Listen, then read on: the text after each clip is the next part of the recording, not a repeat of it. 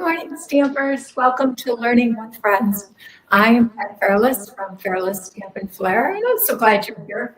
I have something that I'm going to show you today, and it's been around for a long, long time. In fact, it's probably one of the first things I did when I started stamping, or when they first maybe came out with die cutting machines. Although you don't absolutely have to have a die cutting machine to do this.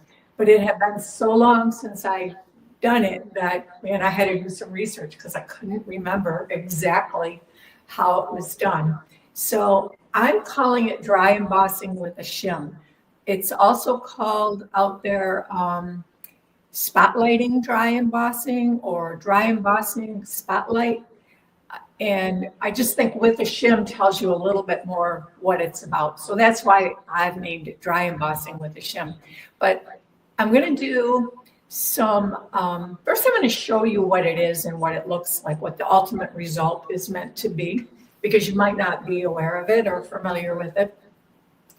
And then I'm going to show you some important things in how to actually make this shim that I'm talking about, because it's probably the most critical part of the technique is getting a good shim that works well. And I'm going to give you some hints and some tips. We'll show you some alternatives. I'm going to not make a complete card. I'm just going to do some of the dry embossing to show you the effect, and then I will show you some cards where I've done that and used it in different ways. So let's go ahead and flip the camera down. Actually, I'm switching to the other camera. And let's get started. So I'm going to use my Stampin' Cut and Emboss machine, and let me show you how we do this. So first, you might expect that because I'm adding a shim that I have made out of layers of cardboard, and that's what I'm going to show you next, how to do that. Our sandwiches are a little bit different, and I'm going to be very frank and very honest right up front. What I'm going to show you works with the Stampin' Cut and Emboss machine. If you have a different machine, you are probably going to have to play around a little bit, just like I did to figure out what the right shim was for my machine. You're going to have to do the same thing. And then you're also going to have to do a little bit of an experiment as to what sandwich looks best or works best. So for a Stampin' Cut and Emboss machine, I have the base plate number 1.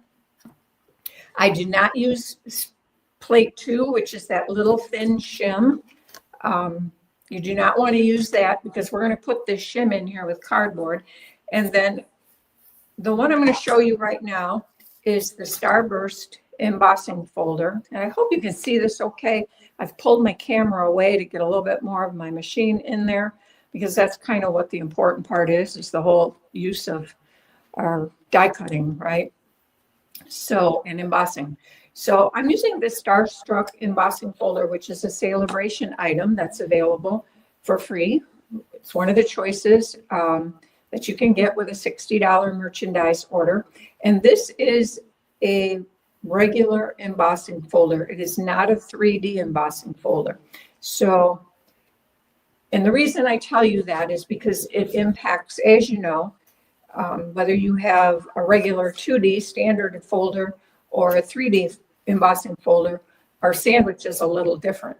But I just put this cardstock in my embossing folder, and this is just a scrap of cardstock to show you how it's done. I've been using up lots of old retired cardstock practicing this because I did mess some things up, and once you run it through, and if it doesn't work, that sheet of paper is pretty much kind of useless. So I didn't want to be throwing away a lot of my good basic white cardstock. So I've just been practicing. This is the Retired Blushing Bride. For some reason, I have a whole pack left. So I put my cardstock in my embossing folder, just like we always would. I lay this directly on plate 1. And now I have my cardboard shim, which we will show you how to do, but I just want to give you an idea first what this looks like. I lay that on top of there. And then I am using, with a standard 2D embossing folder, I am using plate number 4, which is normally the plate you would use with a 3D, so don't get confused. We're going to use plate number 4 with our 2D folder for this technique. And then I am just going to run it through. And you want to feel some resistance, but not too much. So remember that as we get around to building our shim, because that's going to take a little trial and error. So now let's open this up. And here's what we have. And I hope you can see this. I'll put it a little bit of an angle.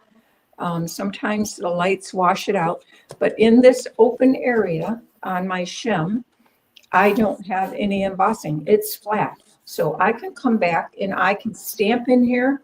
I can do whatever I want. I can just stamp a simple sentiment.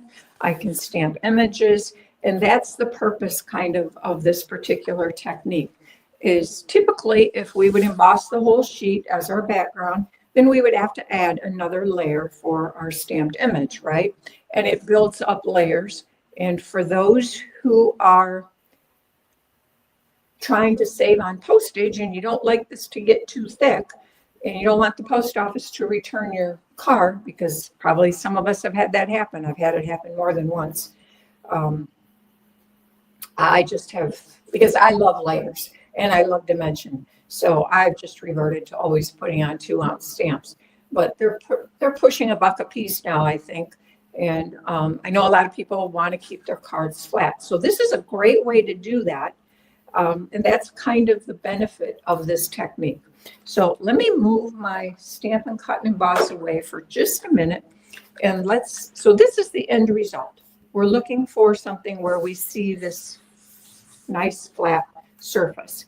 And that surface can be any shape you want it to be within reason, I'm going to say. And by within reason, I mean it works better if you have simple shapes. So I used for that particular, this shim is made with the nested essential dies, and I used this particular shim right here. Now, this does have the little stitching detail or whatever we would call this on here. That will still work fine because it's not really trying to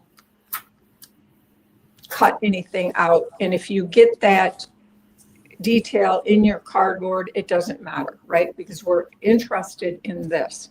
Now, if you try to use a stamp set like one of our favorites, the Spotlight on Nature, which I don't think I have it here right now. It has a lot of detail in it, and that detail will not get cut out from cardboard. And so you definitely want to just look for dies that are simple shades. The stylish shapes dies would look great. You've got squares, you've got circles. They do have the stitching, but that will work fine.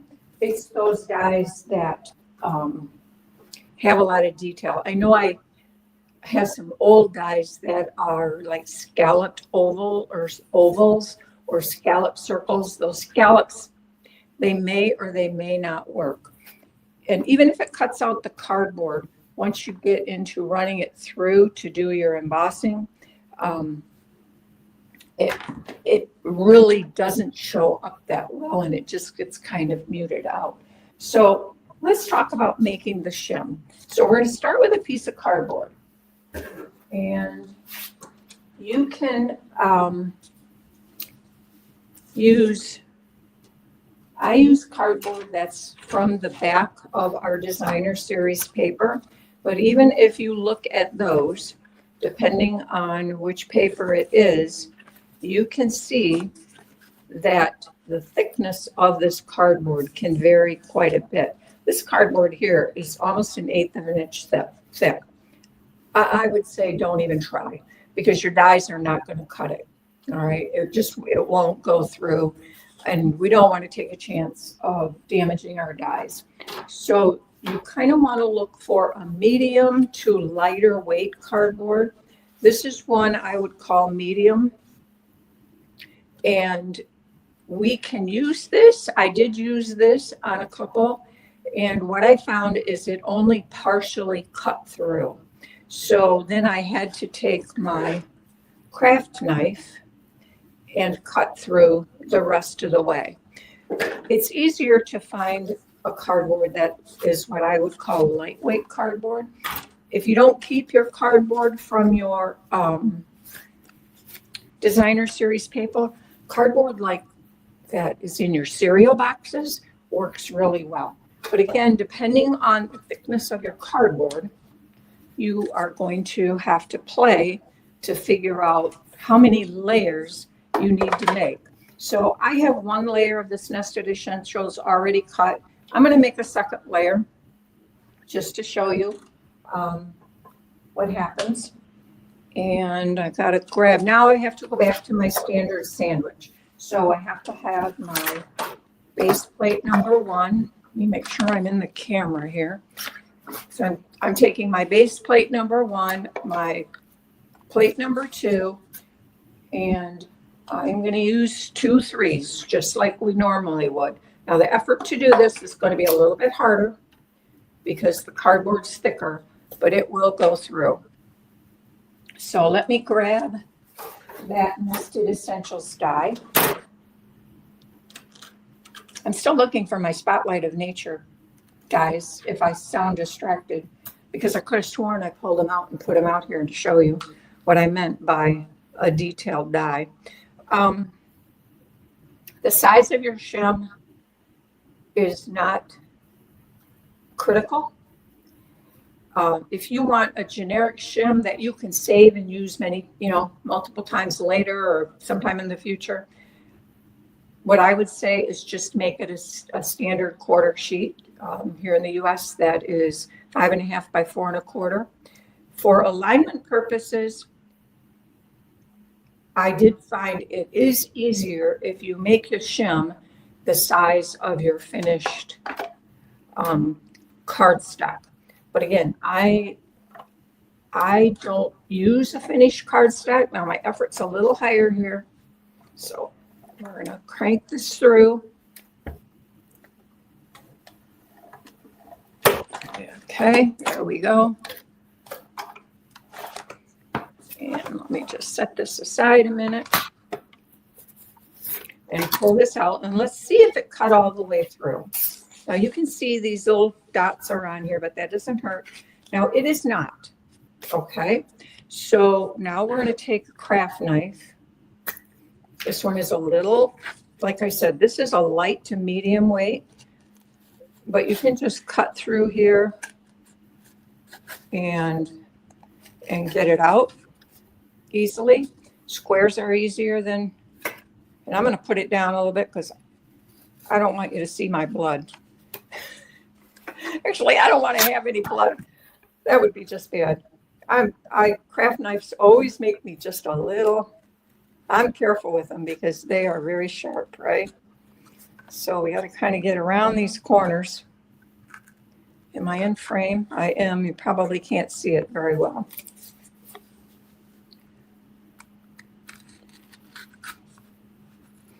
And this again, whether it cuts or doesn't cut could depend on your die. I've used this die several times to cut these. Who knows? Maybe it's getting a little dull. I know I did have to do this on several of mine because the little current dies that we have, they're not like those old die plates. Who was around long enough when we had die plates, right? So we're gonna just finish this with our scissors and just get anything off. And you're probably wondering, why is she messing with this piece? Because this is not the piece we're using for our shim. But I'm going to tell you it could be, and I'm going to show you a card where we use the insides. So keep your insides and get that knife out of the way. So I already have one here. So now we're just going to adhere these two together quickly. You just don't want them to move around. So you could use your snail to put it together. And lay them together. And the most important thing, even if your back pieces aren't exactly the same size, the one you started with, that's okay. Just make sure your openings are even. Okay. Now, the next thing we'll do is we're going to take this and we're going to test it. So I'm going to grab my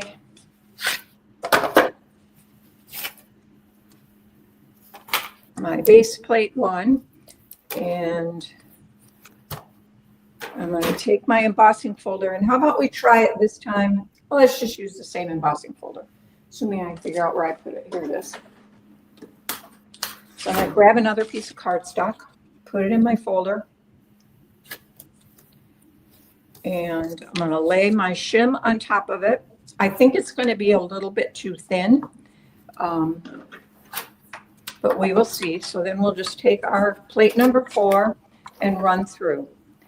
All right, it's going through pretty easily, and that's what I wanted to show you. You may have a little bit of embossing on here because there was some resistance, and it's not bad. So you can see it's there. But if it goes through, my point is, if it goes through and it feels like it's going through pretty easy, take it out, check it, see if you like it. If you don't, then take a piece of cardstock, just another piece of cardstock, cut another shim, and add a layer of cardstock that's thin. That'll give you, you want it to get to the effort of where you have some resistance and it's starting to emboss. Maybe it's not embossing quite as deeply as you would like it. Then just add a cardstock shim and cut the same hole and adhere it onto here. So I think you get that idea. I probably don't need to show you how to do that. So let me now, that's how we make a shim, okay? And that's also how you're going to test your sandwich.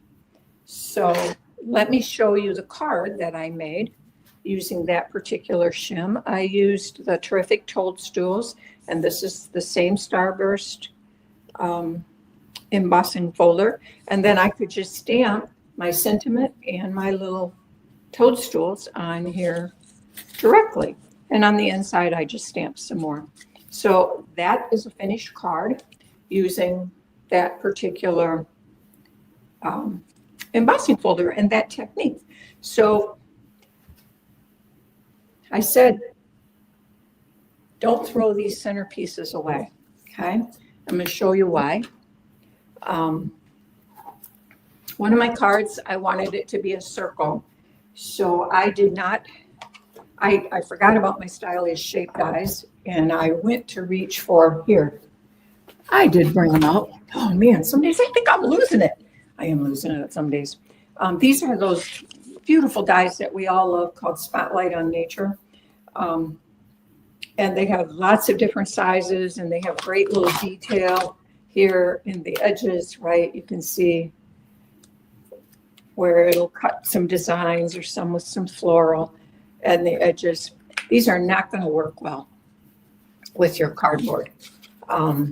Because that's what I meant by don't use dies with too much detail, because it won't cut the cardboard appropriately, and we certainly don't want to damage our dies. So I dug out some old, just simple circle dies that we've had around for years. I had not yet received my all around it dies that just came this week. These would work great. Again, they are just a simple circle, a little squiggly circle, but they are simple and they would cut perfectly fine. So I used some other dies, and like I said, keep the center part. And so I took my center part, and I have 2 layers of cardboard and 1 piece of cardstock on here.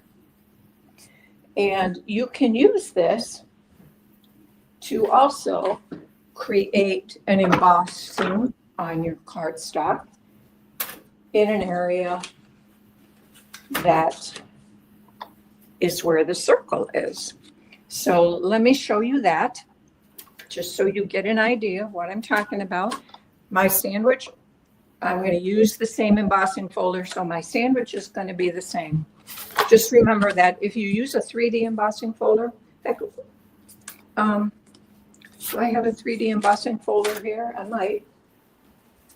I do. I have this eyelet 3D embossing folder. This one's 3D. So let's use this one just so I can show you the other sandwich. Again, we're going to still use plate number 1. We're not going to use number 2, the shim. We're going to put our cardstock in our embossing folder, just like we did before. And now I'm going to take this piece and we're going to lay that on here, and we're going to take the inside piece, or we could call it the negative piece. I don't know which one's the negative, the positive or the negative. And lay this on our cardstock where we want it. One thing I want to point out, when I said to make your shim the same size, sometimes that's easiest to align. But in this case, we can see it through the folder. So wherever we want that circle to be, you could center it like I'm going to do. You could offset it.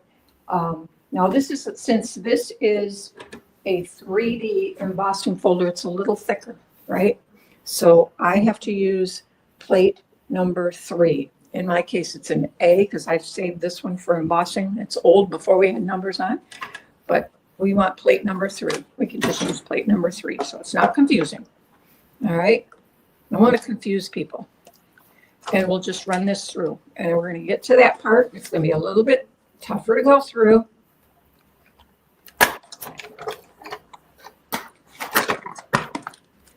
And now we should have embossed eyelets in the center. And we do. See? Now, when you do this, and with some of your folders, I'm going to show you the rest of my cards, and I'm going to kind of show you some things that can happen. You can see this can crinkle here a little bit. It might be that you could have gotten by.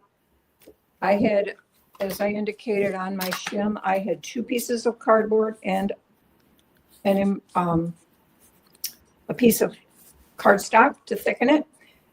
It probably didn't need it with this embossing folder. So this, I know it gets complicated. And one of the things I did learn was I had the best luck with 2D embossing folders. 3D embossing folders, sometimes around the edges, it either embossed where I didn't think it should have, or it was just a partial embossing. But there's ways to fix that. So let me show you the card I made with just the partial embossing. You can see this is the exposed brick embossing folder. This is a 3D. It embossed pretty well. And I used the same shim. So again, it will make a difference which embossing folder you have. The more detail in the embossing folder, the better it seems to work. And by detail, I mean the denser the amount of embossing. Like in this one here, the flowers, there's more spaces in between, right? This one is kind of an all over embossing, this brick one. And the same way with our starburst one that I used here, these little starbursts are much denser and closer together than these eyelets are, if you can see that. So this is a technique that it is going to take some experimentation. But here I just kept this in the center. I made some die cuts. I used the painted lavender dies and just cut some stems of some colors. The colors here are Petunia Pop, Summer Splash, and Boho Blue, I believe. 3 colors I probably never, ever would have thought of putting together, but my color coach told me to do that, and I loved it. So pretty. So I have another birthday card for my stash. So that's the opposite. You can emboss the external part, or you can just emboss a spotlight. It's probably why they call it spotlighting, and decorate it in some other way. The next one I want to show you, so let's stick with the circles. And for this card, I used this Soft Waves 3D embossing folder. This is a new one that's an online exclusive, I think. And it just makes some pretty little waves. I think it's part of the Amazing Otter suite. I'm going by memory, so don't hold me to that. I'm terrible at names. But I've had this other stamp set for a while called Under the Moon. And it has water and the sun and the moon and clouds and dolphins and a sailboat. And I have not used it. I love making scenic kinds of cards. And for some reason, I just never gotten around to using it. So I wanted to use that. And I thought, well, that would be kind of nice to have a spotlight here in the center. And kind of like what happened on this one, where the edges were not crisp and clear, like they are on this one, the edge of the embossing.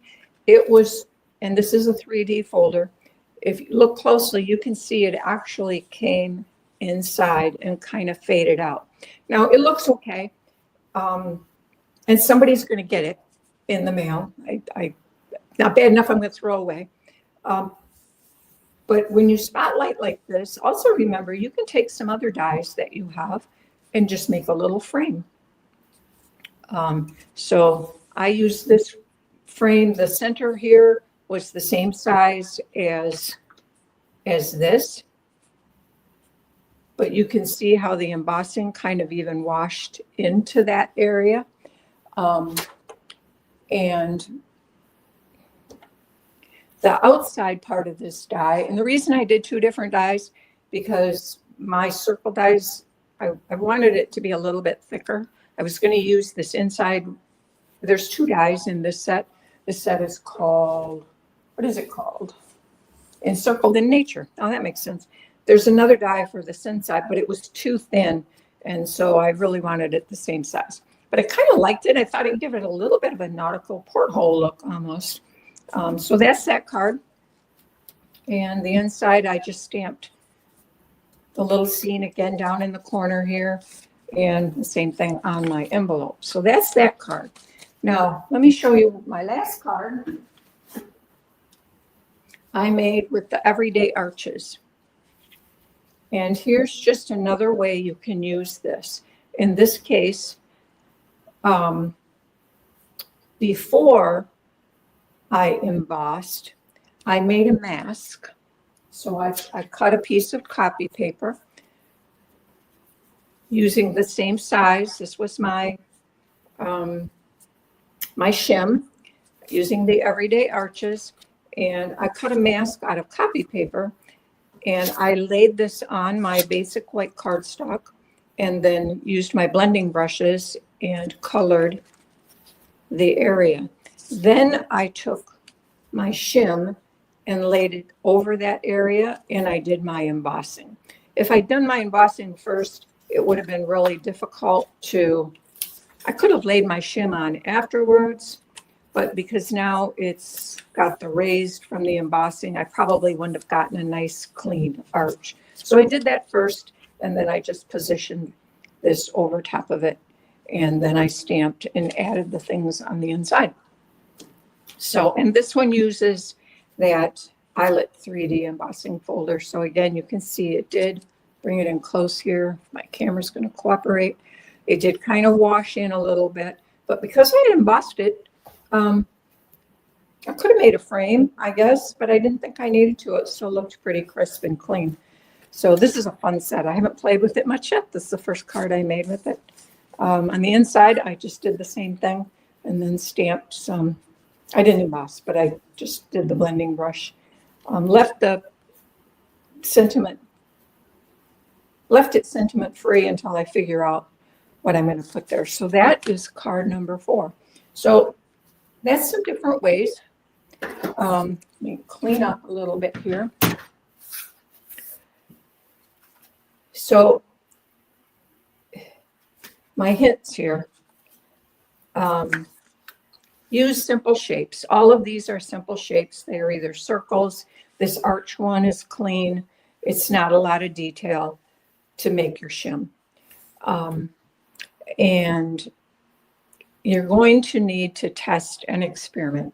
Number one, to get the right size shim, the right thickness shim, and number two, to figure out what your sandwich needs to be, because it's going to be different for everyone's machine that you have. And that's unfortunate. I wish I could just give you a nice clean, do this, this, and this, and you'll be good. But if you have a different type of an embossing machine or a cutting machine, it may be different. For this one, I measured my shims. You should know the engineer measured. And about 1/16 of an inch seemed to be the most consistent measurement when I measured across them. They were all of mine were about 1/16 of an inch thick. So if that helps you in your layers, what I would do is just start out, depending on what you're using, start out with a couple layers of cardboard. Use a medium to lightweight cardboard and then try it. And if it doesn't feel like it has enough effort, you can slowly make it thicker by adding cardstock layers. The probability, again, depending on your machine, if you add a third layer of cardboard, it's probably going to be too thick. If your effort is super high and you can't get it through without grunting and groaning, it's too high. Don't do that, because you don't want to damage your embossing folder with too much pressure, right? So I think that wraps up all the hints I wanted to give you. This card here, this one with the little terrific toadstools stamp set, will be on my blog tomorrow, and it will include this tutorial that you can download. The tutorial has the directions for doing this. It also gives you the sandwich. Again, for a Stamp and Cut and Emboss machine, this is the sandwich. And if you have a 3D embossing folder, I used plate number 3. A 2D, I used plate number 4. And they are in this layer, the base plate, then the embossing folder with the cardstock, then your cardboard shim, and then a plate on the top. So, and my additional hints are written down here. There might be some I didn't cover, but you can download this tomorrow. It will be up by 6 a.m. So I hope that's early enough for you. Let me flip my camera back. All right. I hope you found that useful. And if there's any confusion and it's not clear, please leave a comment. I'll do my best to answer your comments. It is easy. And if you are somebody, like I said, who likes to keep the thickness of your cards down, but you still want some wow, and you want it to look like it's got more layers, this is a great technique to do that. And I hope you try it. I hope you have some fun with it. So if you liked the video, if you give me a thumbs up, that'd be great. And we will see you next week with something else. Next week is template time, and I am going to show you one of my favorite templates. I know last month I used what I said was one of my favorites. I have about 3 or 4 that are my favorites that I tend to, my go-to templates. I use a lot of different ones, but these are there's 3 or 4 that I tend to go back to a lot. And the one next week is one of those. So I will see you then. Until then, have a great weekend. God bless, and we'll see you next week. Bye-bye.